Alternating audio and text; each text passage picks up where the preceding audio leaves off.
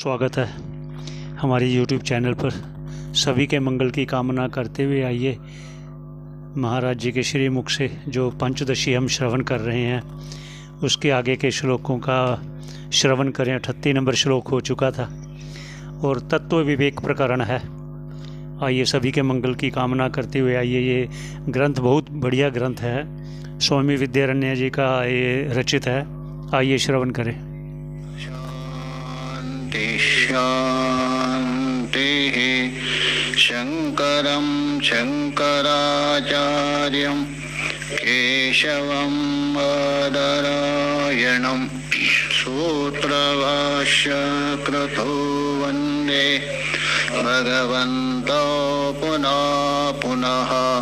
ईश्वरो गुरुरात्मेति मूर्तिभेदविभागिने व्योमवद्व्याप्तदेहाय दक्षिणामूर्तये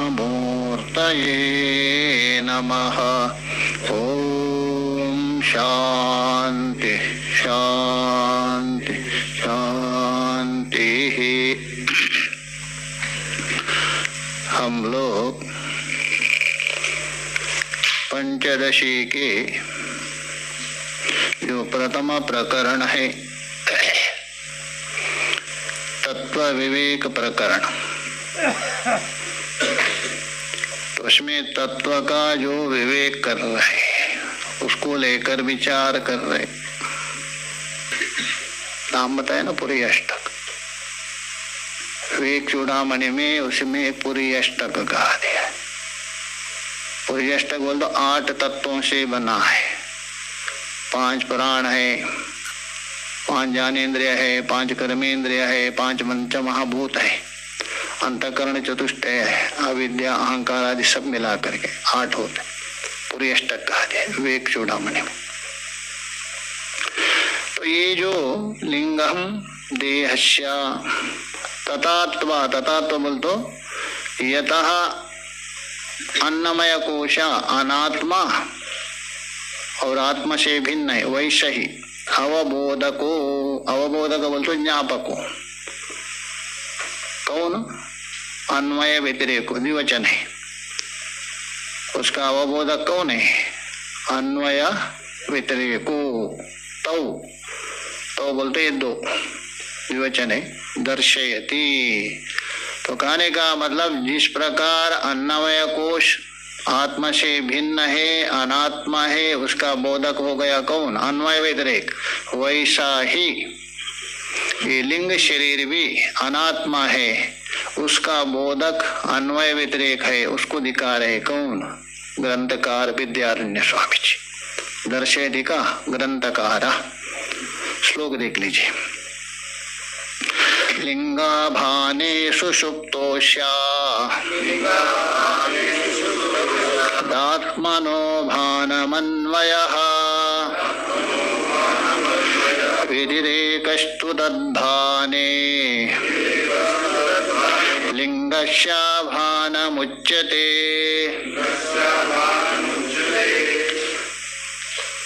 लिंगाभाने सुषुप्तो, सुषुप्तो, सुषुप्तो बोल तो सुषुप्ति अवस्थायाम। अच्छा, ये सुषुप्ति अवस्था किसकी है? किसकी है? आपकी? सुषुप्ति अवस्था किसकी है? बुद्धि की है। बुद्धि की अवस्था है। बाल्य यौवन आदि की अवस्था है शरीर की। बाल्य है, यौवन है, वार्धक्य, बुढ़ापा, ये शरीर की है। और ये बुद्धि की अवस्था है। जागृत स्वप्न सुषुप्ति है, बुद्धि की अवस्था है। इसकी नहीं। विश्व तेजस आदि है, उसकी अवस्था है जीव की। ये बुद्धि को लेकर यहाँ तो बुद्धि की आपकी कितनी 3 अवस्था दिखा है ना, ऐसा तो 7 अवस्था है बुद्धि की। बुद्धि की 7 अवस्था है, 7 भूमिका है। ज्ञान की 7 भूमिका बोलते हैं ना, सुना हो ना? ज्ञान की जिज्ञासा तनुमानस आदि योग वाशिष्ठ में आया, उपनिषद में भी ये भूमिका हो गई, ये अवस्था है। जागृत, स्वप्न, सुषुप्ति और एक मूढ़ समाधि माना है। मूर्छावस्था, मृत्यु, तुरिया, ये सप्तावस्था माने बुद्धि के। तीन तो प्रसिद्ध है वेदांत के लिए अवश्य। एक मूढ़ समाधि, जैसा राक्षसों ने समाधि लगाया था ना हिरण्यकशिपु आदि, ये मूढ़ समाधि का, उसी का नाम है जड़ समाधि मान लीजिए। मूर्छा अवस्था है, मृत्यु अवस्था है, मृत्यु किसकी? बुद्धि का है। और तुरिया, ये सात माने जाते। तो इसलिए जागृत आदि ही बुद्धि की अवस्था है। प्रश्न हो सकता है, हर प्रश्न नहीं करते। बुद्धि की अवस्था आप मान रहे हैं ना किसको? जागृत में बुद्धि इंद्रियों के साथ काम करे, ठीक है। स्वप्न में बुद्धि, बुद्धि से बोल दो उपलक्षण मान, अकेले काम करे। सुषुप्ति में कहाँ है? तो कैसे बोल दिया सुषुप्ति बुद्धि की अवस्था? कोई पूछेंगे आपसे तो क्या उत्तर देंगे? सुषुप्ति में है क्या बुद्धि? बुद्धि बोल तो अंतःकरण है। बुद्धि लिंग भाने सुषुप्तो, सुषुप्तो लिंग भाने। सुषुप्ति में आपका लिंग का आभान हो रहा है क्या? नहीं। सुषुप्त बोल दो सुषुप्ति अवस्थायाम, सुषुप्ति अवस्था में। अच्छा, सुषुप्त किसको कहते हैं? सुषुप्ति बोलो सोना, सोना बोल तो खोना।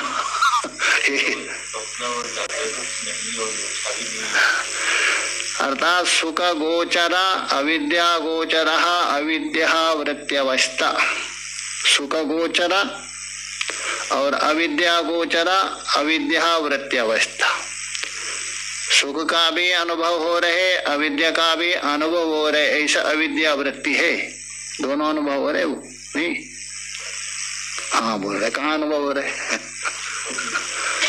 हुआ है। हाँ, उठने के बाद स्मरण हो रहे, जो स्मरण हो रहे उसके बल से या स्मृति सा अनुभव पूर्विका। मैं सुख पूर्वक सोया था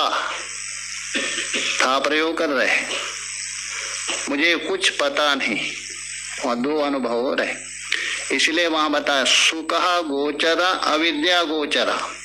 सुख गोचरा मतलब मैं सुख पूर्वक सोया था, कुछ पता नहीं, अविद्या गोचर। ऐसे जो अविद्या वृत्ति अवस्था है उसी का नाम है सुषुप्ति। इस सुषुप्ति की परिभाषा है। उस सुषुप्ति अवस्था में लिंग अभाने, सूक्ष्म शरीर का भान नहीं होता है। भान नहीं होने पर भी आत्मनो भानम स्यात्, आत्मा का वहां भान हो रहे। कहाँ? सुषुप्ति में। क्योंकि सुषुप्ति में यदि आत्मा का भान ना होता तो जगने के बाद आप नहीं कह सकते जो मैं सुखपूर्वक सोया था, मुझे कुछ पता नहीं, ये जो हुआ था अनुभव स्वस्वरूप का है। आत्मा का भान वहां भी हुआ। हाँ, भान बोल तो अनुभव। अनुभव होने के लिए इंद्रियादियों की आवश्यकता नहीं, प्रकट करने के लिए इंद्रियादि की आवश्यकता है, बस इतने अंतर। कूंगा मिठाई खा लिया, अनुभव हो रहे क्या? नहीं बोल सकता है क्या? क्यों? है ही नहीं। जल में डुबा दिया आपको सिर पकड़ के, अनुभव हो रहे क्या? नहीं बोल सकते है क्या? ऊपर आने के बाद बोलते। अनुभव के लिए कोई इंद्रिय आवश्यकता नहीं, प्रकट करने के लिए चाहिए। तो इसलिए हम बता रहे आत्मा, वहां अन्वय कर दीजिए, आत्मनो भानम स्यात् कुत्र? सुषुप्तो। इसी का नाम है अन्वय। मतलब लिंग शरीर का भान नहीं हो रहे सुषुप्ति में, और सुषुप्ति में उसका साक्षी रूप आत्मा का भान हो रहा, ये अन्वय हो गया। व्यतिरेक देखिए, व्यतिरेकस्तु तद भाने, तद बोल दो तस्या आत्मना भाने, कुत्र? सुषुप्तो। लिंगस्य अभानम, लिंग शरीर का वहां भान नहीं होता, ये हुआ व्यतिरेक। उच्चते, टीका में देखिए, सुषुप्तो उसका अर्थ कर रहे हैं सुषुप्ति अवस्थायाम, सप्तमी है ना, स्पष्ट कर रहे सुषुप्ति अवस्था में लिंगाभाने, लिंगस्य बोल तो सूक्ष्म शरीरस्य, सूक्ष्म देहस्य, अभाने बोल तो अप्रतीतो, वहां सूक्ष्म शरीर की प्रतीति मतलब ज्ञान नहीं होता है। कहाँ? सुषुप्ति अवस्था में। किंतु अध्याहार कर दीजिए आत्मनो भानम, आत्मा का तो भान होता है। तदवस्था साक्षित्वेन, सुषुप्ति अवस्था के साक्षी रूप से वहां आत्मा का भान हुआ। यदि सुषुप्ति का साक्षी ना होता तो मैं इतने समय तक आराम से सो गया, ये नहीं होगा। सुषुप्ति में साक्षी रूप से देखा, जागृत में आते समय तुरंत क्या होता है? कर्ता बनता है। किसी का तात्पर्य निर्णय करना, तात्पर्य जो निर्णय किया जाता है ये उपक्रम उपसंहार से, ये वाक्य इस परक है, ये जो निर्णय किया इसी का नाम है तात्पर्य निर्णय। ऐसे ही आप निर्णय नहीं कर सकते हैं, उपक्रम उपसंहार को देखकर विचार किया जाता है। इसलिए कितना भी बड़ा वक्ता क्यों ना हो, उपक्रम उपसंहार ना हो बेकार है। शब्द से बड़ बोल दिया होगा किंतु स्वीकार नहीं माना जाता। तो इसलिए तात्पर्य निर्णय को हेतु विशेष उपक्रम, तात्पर्य निर्णय करने के लिए 6 हेतु है ना, षड्लिंग, उसमें एक हेतु विशेष का नाम है उपक्रम। तो इसलिए बोले उपक्रम्या, कहां से उपक्रम किया? पंचकोश विवेचन के द्वारा आपने प्रारंभ किया, उसकी व्याख्या करना चाहिए ना आगे, जैसा प्रारंभ किया था उसी की व्याख्या करना चाहिए। तो यहाँ के लिंग देह विवेचनम, कोशों का विवेक ना करते हुए लिंग शरीर का विवेचन किया आपने। तो प्रकृत असंगतम, प्रकृत का मतलब प्रकरण से क्या हुआ? असंगत है। प्रकरण चल रहा था कोशों का विवेक, और कोशों को आपने छोड़ दिया, इधर लिंग शरीर का विवेचन कर रहे हैं, इसलिए प्रसंग से बहिर्भूत है। तो प्रसंग, प्रकृत का मतलब प्रसंग, प्रकरण, उससे असंगतम, असंगत बोल तो उसके साथ कोई संगति नहीं है, छोड़ा संगति है ना, पूर्व पर के साथ संगति होनी चाहिए, बिना संगति से यदि बोले अप्रासंगिक हो जाएगा। तो इसलिए प्रकृता असंगतम इति आशंक्य, ऐसा आशंका किया किसने? पूर्व पक्ष ने। सिद्धांति बता रहे, अच्छा पूर्व पक्षी जी, अब केवल नैयायिकी है अथवा कुछ वेदांत सुना है? वेदांत थोड़ा आत्म तत्व बोध आदि यदि सुना भी हो, ये आप प्रश्न नहीं कर सकते। वेदांत का थोड़ा भी यदि ज्ञान है, ये आप प्रश्न नहीं कर सकते। उसी दृष्टि से उत्तर दे रहे। देखिए, प्राणमयादि कोश तृतीयस्य, प्राणमय, मनोमय, विज्ञानमय, इन तीनों का नाम है लिंग शरीर। अन्नमय कोश का नाम है स्थूल शरीर, और अवशिष्ट जो 3 कोशों का नाम है लिंग शरीर। अंतिम कोश का नाम है कारण शरीर। पूर्व कोश एक शरीर में आ गया, अंतिम कोश एक शरीर में, बीच वाले 3 कोश है लिंग शरीर में। उसमें बहुत काम करना है ना, लोकांतर में जाना है ना, संग्रह करना पड़ेगा ना, इसलिए बहुत है, इसमें 3 कोश है। तो उसी बोल रहे प्राणमयादि कोश तृतीयस्य, प्राणमया, मनोमया, विज्ञानमय आदि जो कोश है, तत्रैव अंतर्भावा, तत्रैव कुत्र? लिंग शरीर एव अंतर्भावात्। चाहे तो कोशत्रय कहिए अथवा लिंग शरीर कहिए, एक ही लिंग शरीर का अंतर्भूत होता है। इसलिए न प्रकृता असंगतिर इति आह, इसलिए प्रसंग से हम बहिर्भूत कहाँ जा रहे? लिंग शरीर करके हम सूत्रबद्ध बोल दिया, प्राणमया, मनोमया, विज्ञानमया, तीनों की व्याख्या करने की अपेक्षा एक से काम हो गया। क्योंकि लिंग शरीर का निषेध यदि किया आपने, उसके अंतर्भूत तीनों आ गया। तद्विवेकाद्विविक्तः शु कोशः प्राणमनोधियः ते हि तत्र गुणावस्था भेदमात्रात् पृथक्कृतः।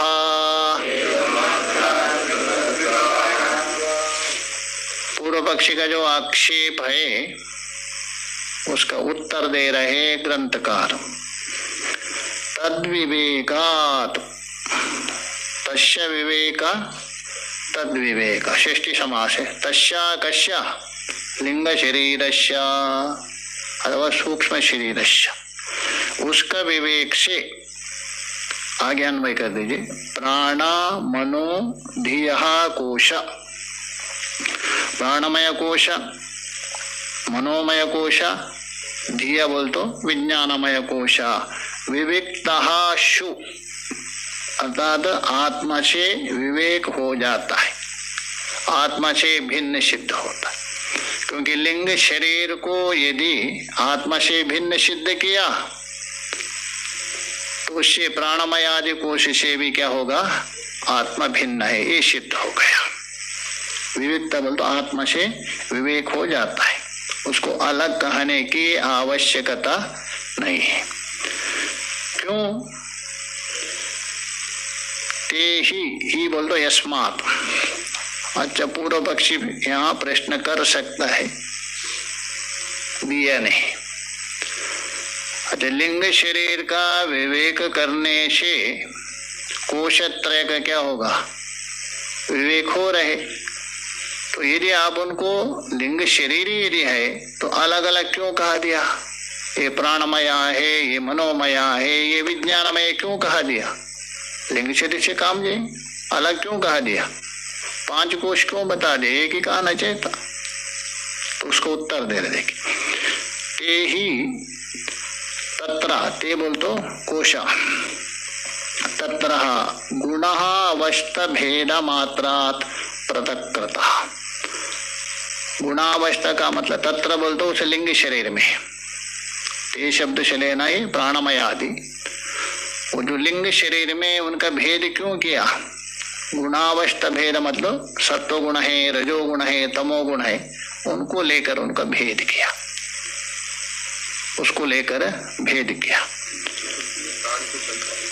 हाँ, प्राण चलता है वहां भी, किंतु वो प्राण अलग है, वो प्राण अलग महाराज। प्राण में 2 शक्ति है ना, क्रिया शक्ति, ज्ञान शक्ति। वहां क्रिया शक्ति काम करती है सुषुप्ति में। तो इसलिए ये जो गुणादि है ना, सत्वगुण, रजोगुण, तमोगुण, उनको लेकर और गौण प्रदान में, देखिए प्राणमय कोश में इसमें प्राण प्रदान हो गया, बाकी गौण हो गया। मनोमय में मन प्रदान हो गया, बाकी गौण हुआ। विज्ञानमय में विज्ञान प्रदान है, बाकी गौण। इसलिए गौण प्रदान के कारण ही भेद किया। हाँ, ये की तो गुणावस्था भेद बोल तो सत्व रजो गुणादि अवस्था भेद से अथवा प्रधान मुख्य, प्रधान और गौण अवस्था को लेकर पृथक्कृतः, इनमें पृथक किया। ये प्राणमय है, ये मनोमय है, ये विज्ञान है, तो लिंग शरीर है, किंतु इनका भेद क्यों किया? बस ये गौण और मुख्य को लेकर, गुणों को लेकर। ठीक है, मैं देखिए तद विवेकादिति, तद विवेक बोल दो तस्य विवेक तद विवेक। तस्य का अर्थ कर लिंग शरीरस्य अथवा भाने भानम तो समादावात्मनोन्वयः व्यतिरेकस्त्वात्मभाने सुषुप्त्यानवभासनम्। सुषुप्ति अभाने, भानम तो समाधो, वहां से लेना समाधो, समाधि अवस्था में, समाधौ है, आगे आत्मा है, अवादेश हुआ है। समाधो बोल तो समाधि अवस्था में, सुषुप्ति अभाने, क्या सुषुप्ति का भान होता है क्या? सुषुप्ति शब्द से यहाँ लेना कारण शरीर रूप अज्ञान लेना। सुषुप्ति का मतलब क्या है? कारण शरीर रूप अज्ञान, सुषुप्ति से तात्पर्य है। अच्छा, समाधि में गया व्यक्ति, क्या वहां अज्ञान रहता है क्या? अज्ञान इधर है तो समाधि में कैसे जाएगा? वहां अज्ञान नहीं रहता है, असंप्रज्ञात समाधि। इसी बोले समाधो सुषुप्ति अभाने, समाधि अवस्था में सुषुप्ति से उपलक्षित जो कारण शरीर अर्थात अज्ञान का भान वहां नहीं होता है, वहां अज्ञान नहीं रहता है। किंतु तू बोलते किंतु आत्मनो भानम, स्वस्वरूप का भान होता है क्या? नहीं, वहां रहता है। अज्ञान का भान नहीं हो रहा है किंतु स्वरूप का भान तो हो रहा है। ये हो गया अन्वय, ये हुआ अन्वय। तो कहने का मतलब अज्ञान का भान नहीं हो रहे समाधि में, किंतु आत्मा का भान हो रहे, ये हो गया अन्वय।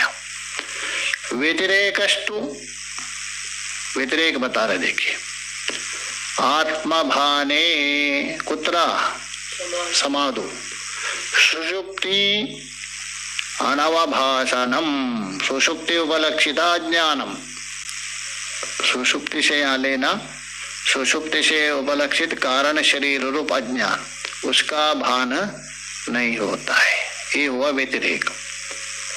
सुषुप्ति अनवभासनम व्यतिरेक, हाँ वो व्यतिरेक हुआ। टीका में देखिए समाधो, समाधो का मतलब है यह समाधि कौन सा? लीने पूर्व विकल्पे तो यावद अन्यशनोदय, निर्विकल्प अधिकार है। समाधि अवस्था किसको? लीने पूर्व विकल्पे, संप्रज्ञात में विकल्प रहता है, सविकल्प समाधि है ना, समाधि पाठ चल रहा है ना। सविकल्प का मतलब